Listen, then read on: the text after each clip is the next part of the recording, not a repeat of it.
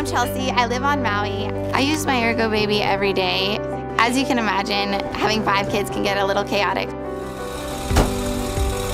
It's been to 10 countries, multiple terrains, waterfalls, hikes, beaches, and it's put up with everything we've thrown at it. They've practically been born in the Ergobaby.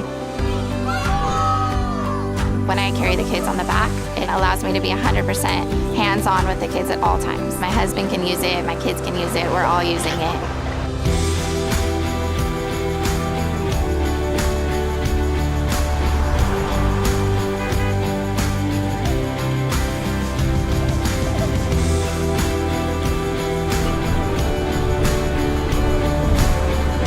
So when my youngest baby grows out of the Ergobaby carrier, I think I'll hand it on to the next mom just so they can experience all the great memories that I have with it.